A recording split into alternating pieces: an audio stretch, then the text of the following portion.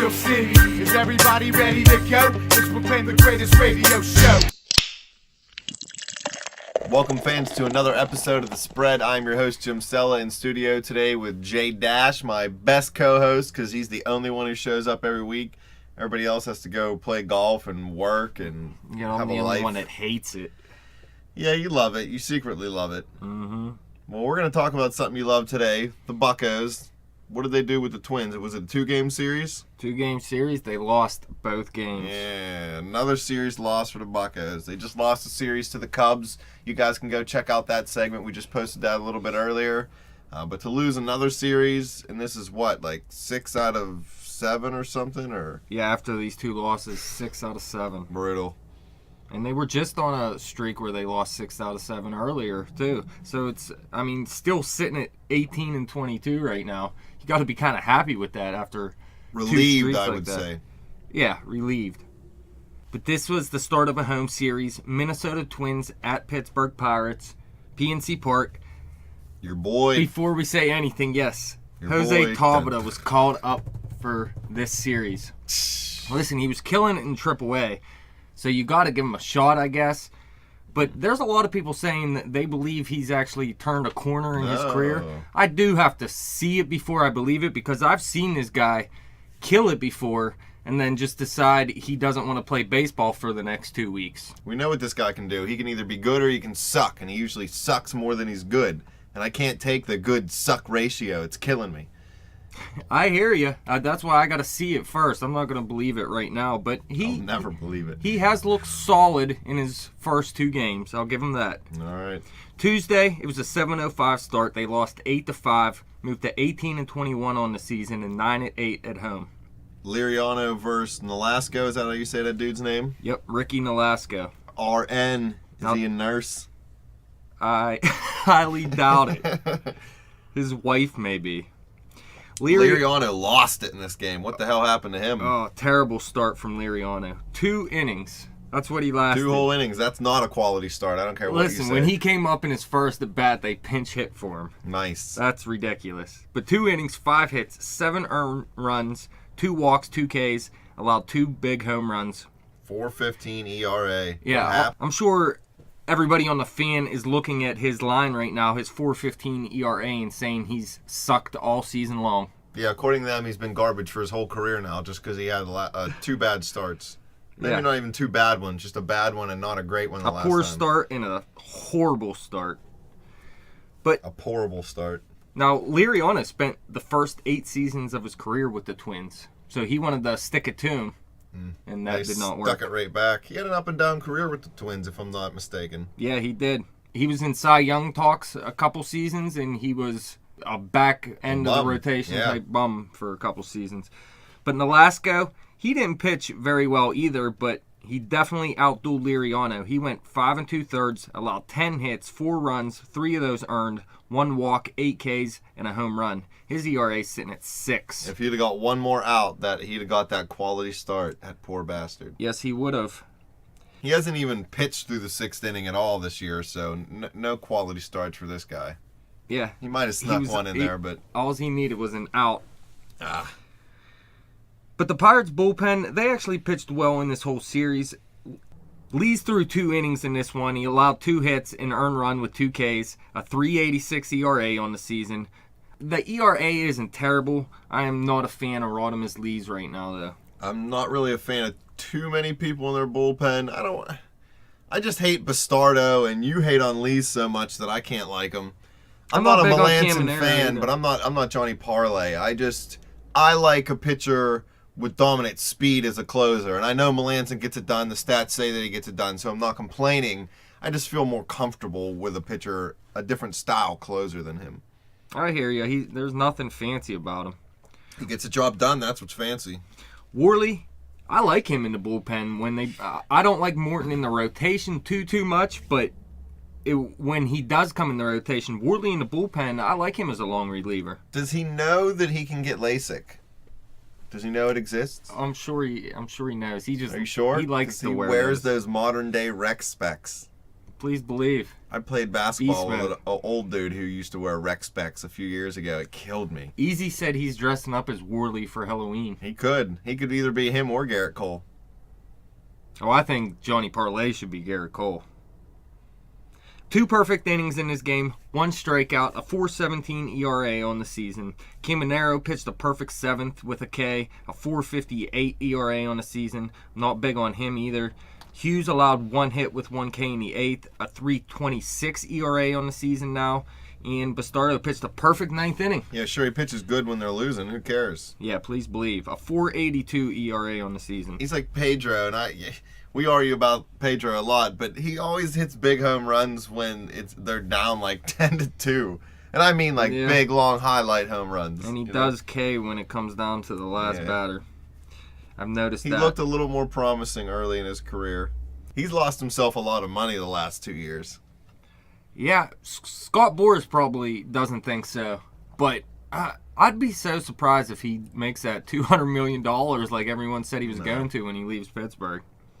The lineup, like we were saying before, they're starting to stick with that one lineup. Polanco, Walker, Kutch, Marte, Gung, Pedro, Harrison, Cervelli, and then Liriano. Gung-ho. Gotta love this dude. Good bat. He's a good defender. I don't want to call him an average defender because his glove's good and his arm is good. He just doesn't have the lateral movement maybe that Mercer. Yeah.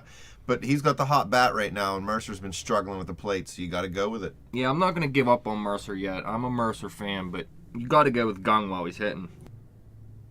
The Twins got the scoring started early in this one, obviously, because Liriano was garbage. Brian Dozier homered in the first inning with 1 out to make it 1-0. And then in the second inning, Liriano loaded the bases with 2 outs, threw a wild pitch to let Kurt Suzuki score to make it 2-0. Following that, he walked Dozier and then allowed a 3-run single to Mauer to make it 5-0.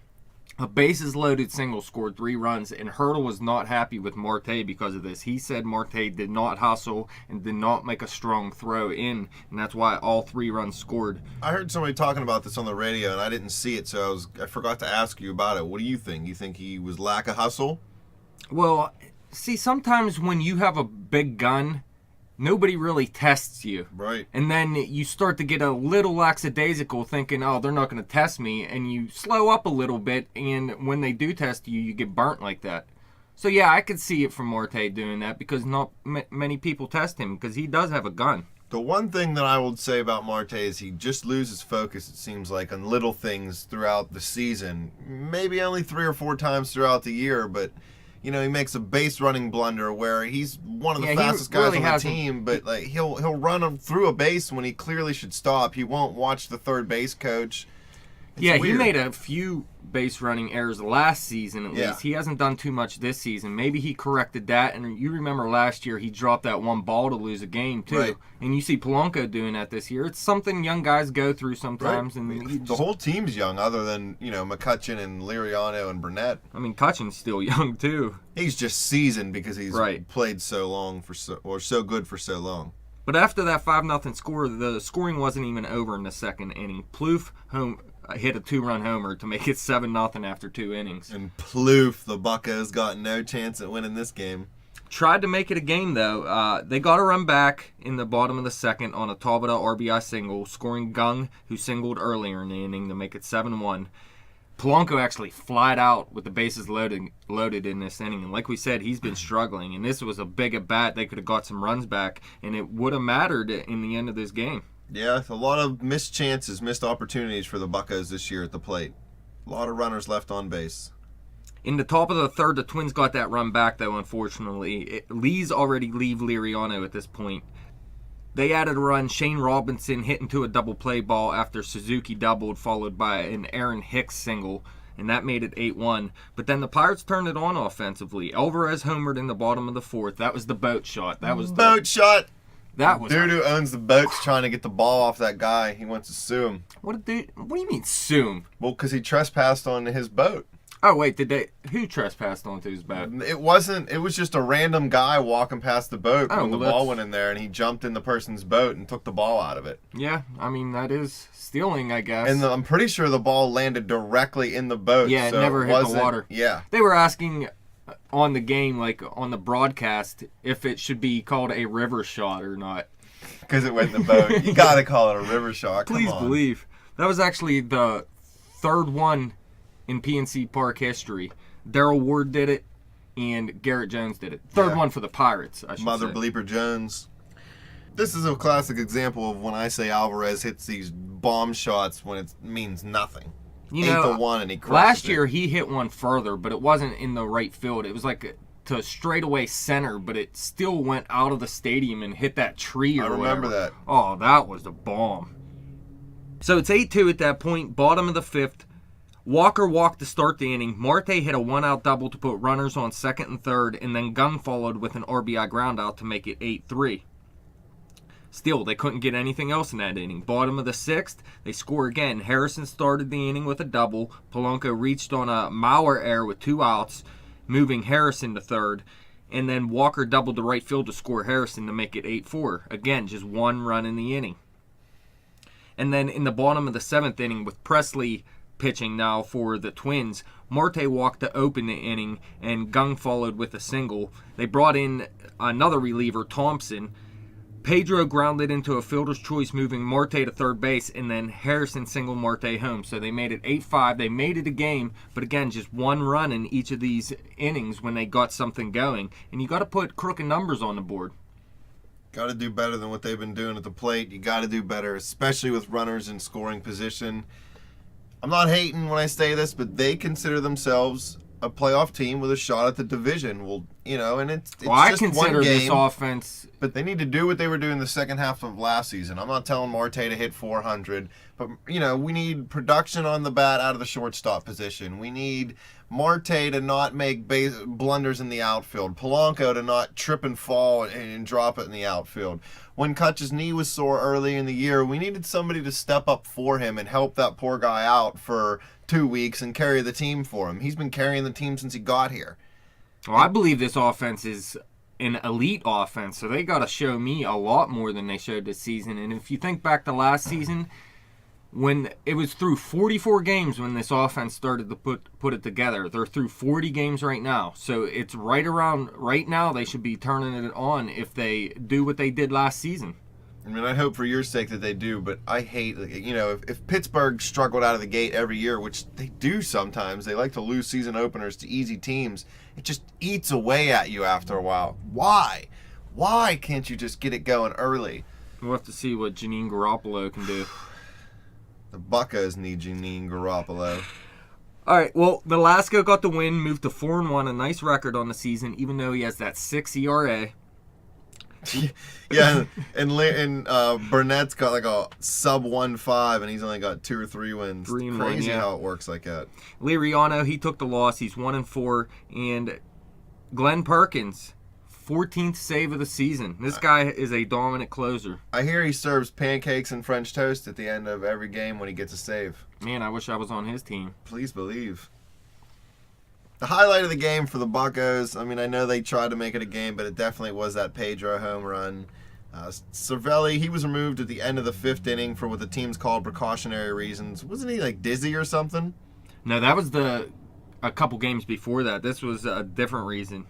Walker, 2 for 5, a double, his 14th RBI on the season. He scored a run. Marte, 1 for 4, a double, a run, and a walk. Gung, 3 for 5, an He's RBI. my new favorite Pirate.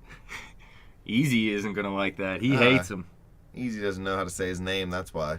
He hates anybody that you haven't seen yet. Once they have to be good, and then he'll like. Oh, he hated Jay before he was good last year? Yeah, well, yesterday he was saying on the Cubs segment that he loved Harrison the whole time, and they almost ruined him. It's just a lie, people. Yeah. He's blowing smoke up your ass.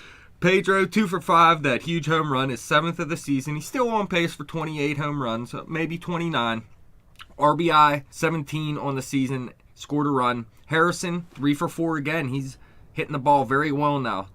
He got it together. His 10th double of the season, 11th RBI, scored a run. I hated on him hard. If he can put together a good season again this year and then another good one, I'll stop hating on him. He got a 3 good years. That's not a lot to ask for. Oh, no. I mean, if you want to be considered a good player, you got to have consecutive good years. But I say after 2 seasons in a row, you gotta say he's a good player. Last year was like a half year for me because he didn't start the year as a starter, and he really just kind of, I don't want to say stole Pedro's job because Pedro could have given it to me, but yeah, I'm not taking away from what he did. Brian Dozier, 1 for 4, his 7th home run of the season, his 20th RBI, 2 runs and a walk. This is one of my favorite second basemen in baseball. He dozers his way through people. Please believe. Joe Mauer, 1 for 4, 3 RBIs. He has 23 RBIs on the season, so he's not the same hitter he used to be, but he's still producing runs right now. He scored a run, had his 2nd error of the season. Trevor Plouffe, 2 for 4, his 6th home run, a double, 2 RBIs. He has 20 RBIs on the season, and he scored a run. And Kurt Suzuki, 2 for 3 with 2 runs. But this game, it was pretty much the second inning. Liriano got rocked for 6 runs in the second inning, and that was pretty much the ball game. Outside of that, the Pirates outscored them 5-2 the rest of the game. Wednesday, a 7:05 start. They lost this one as well in 13 innings. It was a 4-3 final. Moved to 18-22 on the season and 9-9 at home. I want to see a better home record than this too. We were talking. I want to see a better away record. I want to see a better record in extra innings. 0-6 ain't cutting it. No. Well, you gotta win some of them. Listen, if you go 3-3 in extra innings and not 0-6, you're sitting at 21-19. And I keep repeating myself: good teams win close games. You gotta win some of these games. Well, the reason it's not happening is because we run out of pitchers and we're pitching either Lees or Bastardo in the end. We're pinch hitting Worley. Yeah. But this was their 6th loss in 7 games, like you said earlier, so they're struggling right now. Locke struggled in this game. Yeah, he struggled, but again, it was like his previous start he got lit up, as we were talking about in the Chicago series. But the previous 2 starts before that, he got hit around early and then he settled down. Same thing in this game. He just needs to get rid of that one big inning early. I guess he technically had a quality start, according to you. 6 innings, 3 Not according runs or to me, less. according to the Major League Baseball stats. I thought this was JDash standards. No. All right. This is a real stat. He got a quality start in this one. It wasn't a terrible start. 6 innings pitched, 7 hits, 3 earned runs, 2 walks, and 6 Ks. He's 4-1 with a 2.56 ERA and 6 career interleague starts coming into this game. So maybe we should only pitch him in interleague games. Just have him in the bullpen, and then if we play an AL team, we're like, yeah, throw that bum in there. He's not as bad as you want to say. I hate the dude. I mean, he's my least favorite Pirate, I would say. And Easy's. He has no passion, according to Easy. Yeah, this dude's just a bum. Mike Pelfrey for the Twins, 6 innings pitched, 5 hits, 1 earned run, 0 walks, 5 Ks. So this is a good start out of him, and he's having a pretty decent season, a 3 ERA now. And this isn't a guy that really has too much upside. He's usually thought of as a back end of the rotation type pitcher, but he's having a good season so far. A lot of bullpen work in this one due to the 13-inning game. Hughes, Watson, Melanson, Scahill, and Caminero all combined for 6 shutout innings, so it was a good day by them.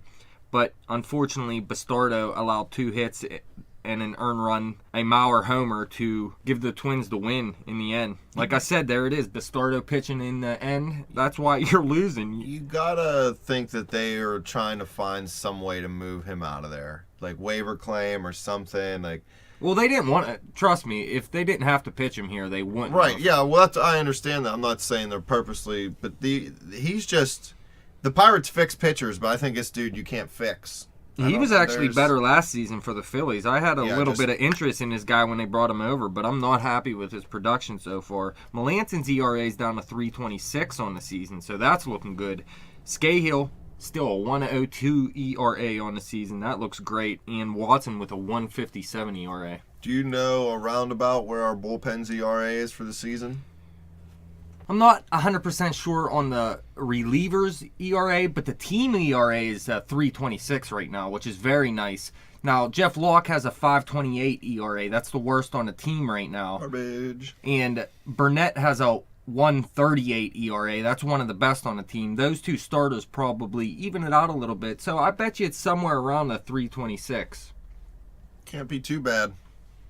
They just can't seem to get a good pitching day with a good hitting day on the same day. Yeah, I heard something about the analytics. They figure out how many wins you should have compared to how many wins you do have. And by how many runs the Pirates let up and how many they scored and everything, they should actually be 21-19 right now. But the lineup in this one, Harrison, Walker, Kutch, Marte, Gung, Pedro, Cervelli, Mercer, and Locke. Polanco sat in this one. Harrison started in right field, Gung at third.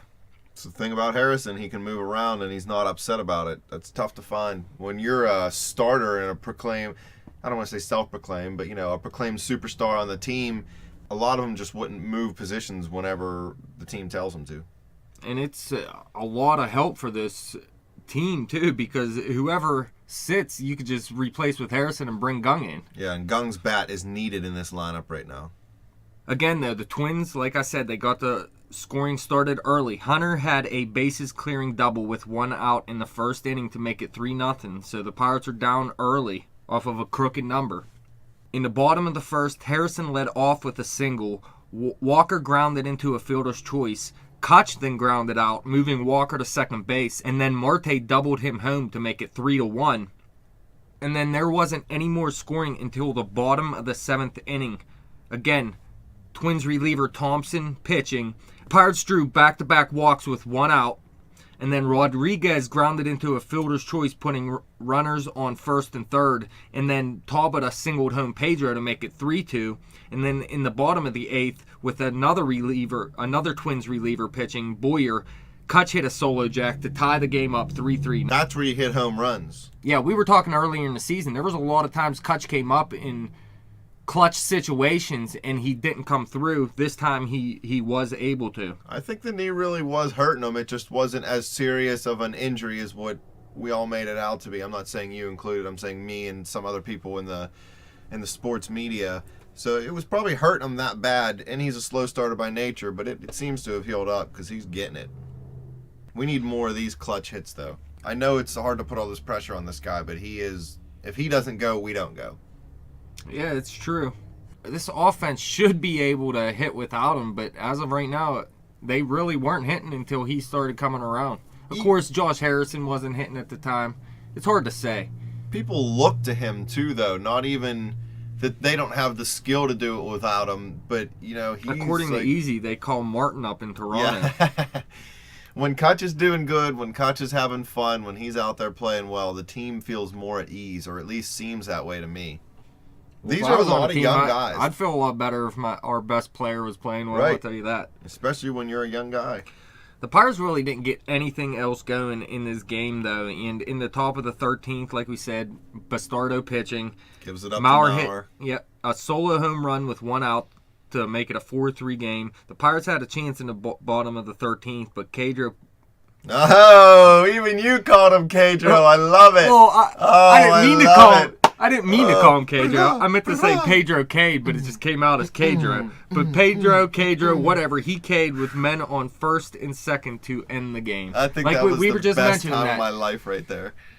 It's not like I've never called him Cadro. I've said the word before. Only when you're yelling at me to not call him Cadro. Nonsense. Dunsing got the win. He moved to 2-0. The loss went to Bastardo, like we said. He moved to 0-1. Perkins, another save. More pancakes and bacon. 15th save of the season. Harrison, again, 3 more hits. 3 for 6.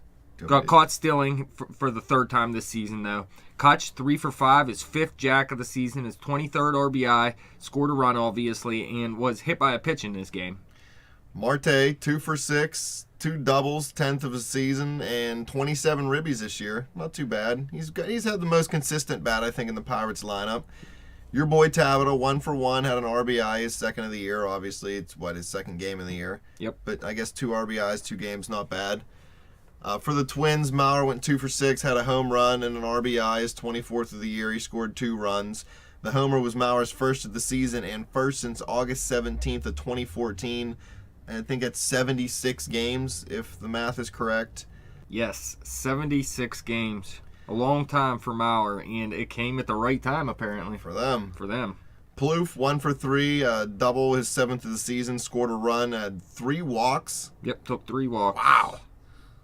And the man, Turi Hunter, went 3 for 5. He had a double, 3 RBIs, his 24th of the year, a walk. He's hitting .282 with a .329 on-base percentage, and I think he's like 58 maybe or 60 years old. I think he's 39 years old. Well, in sports, that's like 50 years old, man. That's beast mode. Is he still playing in the outfield? Yeah. Jesus. Right field. I grew up watching this guy make highlight reel catches. When the web gem was invented on SportsCenter, not that, they invented the catch, but the term or whatever, he was on there almost every night. Turi Hunter was one of the most exciting outfielders to watch. Him, Jim Edmonds, people like that. I loved it.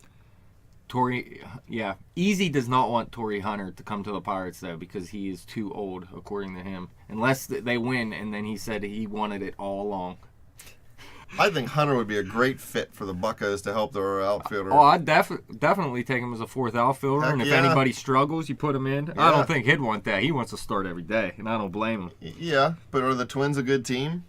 They're the best team in May so far. They're a good team now, but in the end, I don't think they're going to be in the playoff run. That's like saying 47's the best cook in the house when he's home alone. That's just because there's nobody else there. Well, Pittsburgh Steelers former safety Troy Polamalu was attending this game. Nice. They played a video tribute for him at the 7th inning stretch. He says he's staying in Pittsburgh. He loves it here. He said his kids are Yinzers. Although he didn't want to stay here during off-season workouts ever. Didn't he always leave? Yeah, he just trained somewhere else, that's all. He trained in his own way. I think it worked. Yeah, worked out in the end, I guess.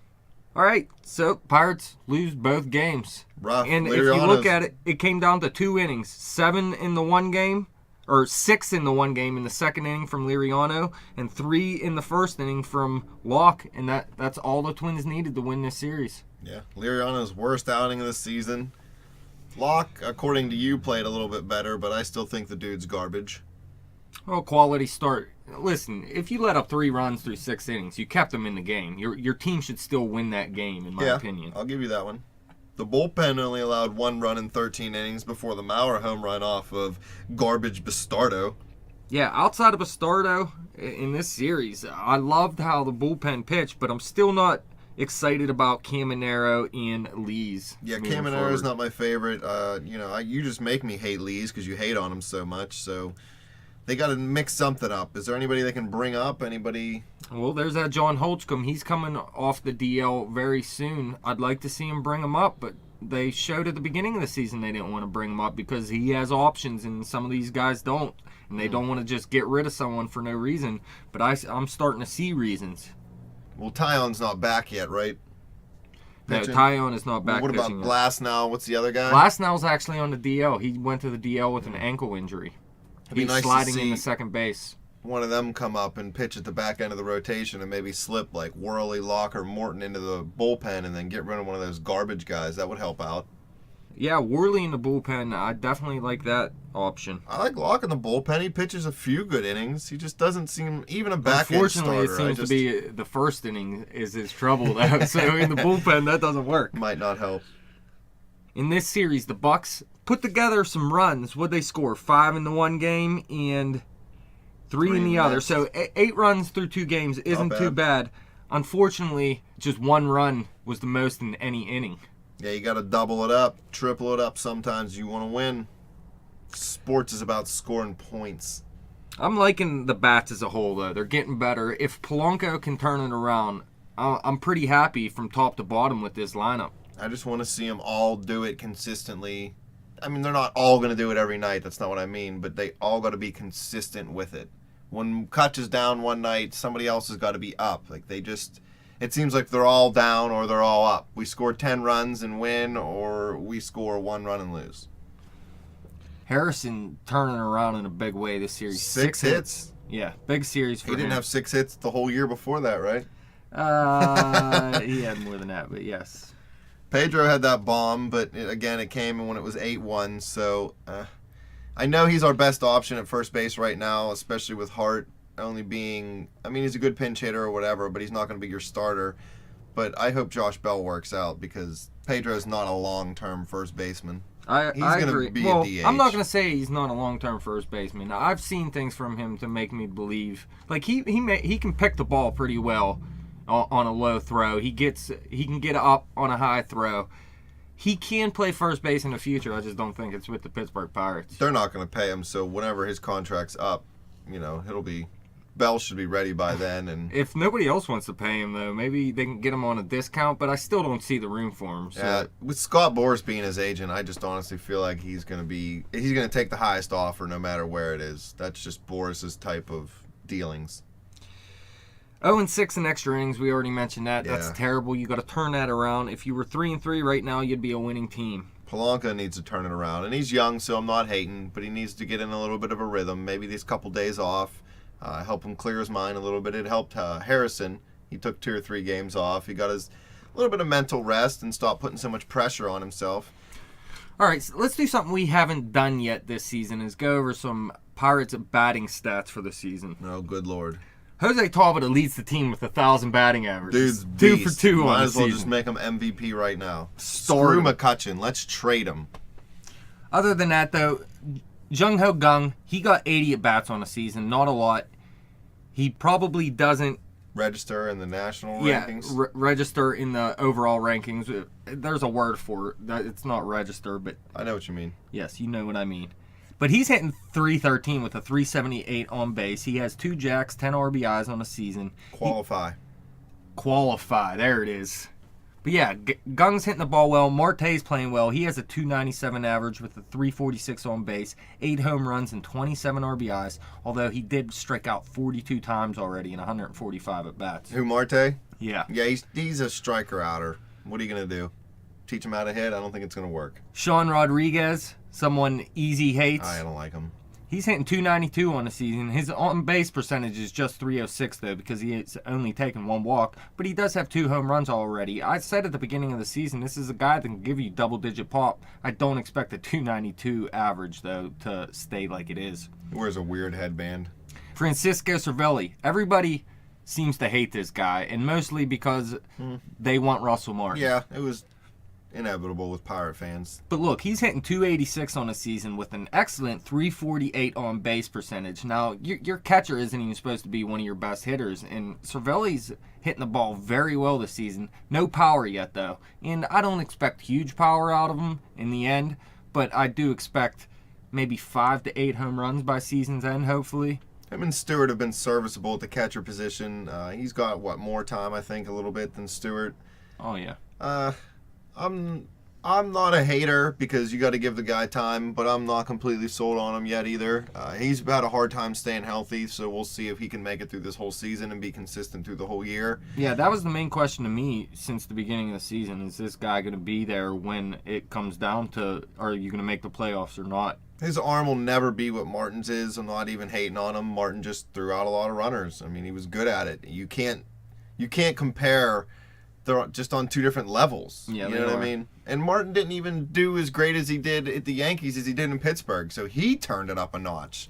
So, I mean, some good players just find that extra gear. Well, if you remember, in 2013 with the Pirates, Russell Martin hit 220-something. Yeah, it wasn't even that. He way better at the plate last season. Neil Walker hitting .267 with the .333 on base. Poor guy.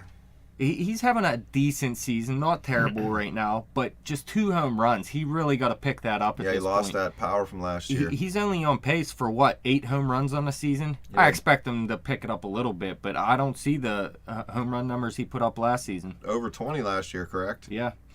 Josh Harrison, he's finally starting to pick it up. He was batting like 160 at one point this season. He's batting .255 right now with a .289 on base. He's already hit 4 jacks too, so he's showing a little bit more pop than he showed last season as well. Some scrap. We should call him Scrappy Doo. That's his new nickname. It's better than the tra-la-la thing. J-Hay, yay, tra-la-la-la-la. Andrew McCutchen, his numbers still not looking that great, but he definitely turned it around recently. He has 5 jacks with 23 RBIs. His average still sitting at .238 right now on the season, though. He'll get there. 17 walks is still nice. 25 strikeouts is excellent. When he puts the ball in play, it's just not dropping right now. Yeah, if he can Well, I guess it's starting to. I mean, this is a lot to ask, but this is your superstar, so if he can hit anywhere from 290 to 310, and if his knee's still sore through the year, he might lose a little bit of his pop that he had from last year, so maybe Marte can pick it up a little bit for him and hit a couple extra home runs. Polanco can get it going, but Kutch will carry this team. They go as he goes.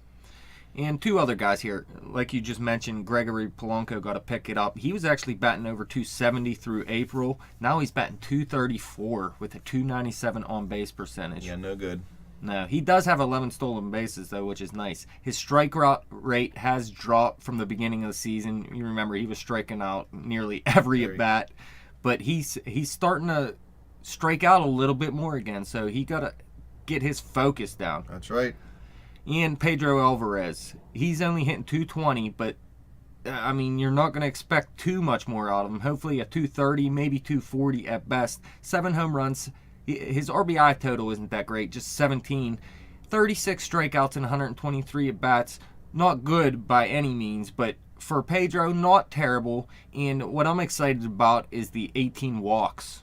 Yeah, his walk rate's better. His strikeout rate's a little better, I guess, than what it was before. A 317 on base when you have a 220 average. I mean, that's a pretty nice on base percentage. I'd just like to see him get a little bit more RBIs, and it's not always all your fault, because if nobody's on, but none of the Pirates are hitting good, with players on. So he definitely, he's our power guy, and he's got to be one of our leading RBI guys, because he's not the greatest fielder, and he's not going to hit for average. So he's got to do something good. Moving forward, the Pirates are going to start a home series with the New York Mets Friday, May 22nd. That's today. Garrett Cole on the mound. Yeah, Cole versus Syndergaard. Cole's 5-2 with a 2.40 ERA. He's 0-2 with an 8 ERA in his 2 career starts against the Mets, though. So let's hope he could turn that around, because that doesn't look good. No, the Mets get to him. So we're going to have to see how he fares. And he's going up against that top prospect we talked about in one of our segments, Noah Syndergaard. So Cole will beat him. That's going to be a fun matchup. And then the next day, Saturday, May 23rd, it's going to be another great matchup. A.J. Burnett, who's 3-1, versus probably the best pitcher in baseball, Matt Harvey, who is 5-1.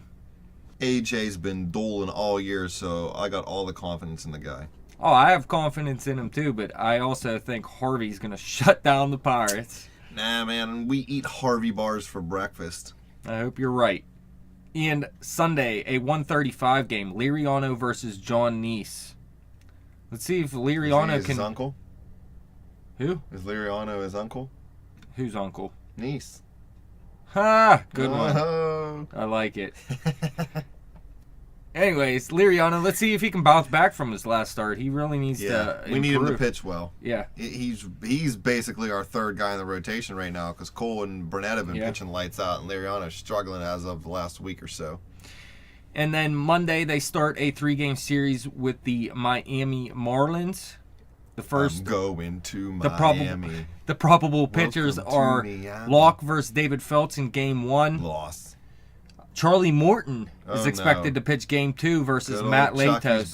Latos has had a lot of problems this season. He's had a couple good starts, but he's looked bad overall. And then back to Cole for the 3rd game of the series versus Henderson Alvarez, who is a pitcher I like. He was on a DL for a little bit this season, and he's not pitching quite up to his standards from last season, but I expect him to turn it around at some point. I want to see what ground ball Chuck can do coming off the DL. But yeah, Thursday, Friday, Saturday, Sunday, they go to San Diego. I'm not going to mention vacation. The probable starters, but the first game, Burnett is expected to pitch against my least favorite pitcher in baseball, Ian Kennedy, because he got dealt for Eric Hosmer in my fantasy league, and that's stupid. Just stupid. People are conniving. Real quick, the standings, St. Louis Cardinals still sit at the top of the division, 27-14. 15-5 at home and 12-9 on the road. Chicago Cubs 23-17, 3.5 behind the Cards.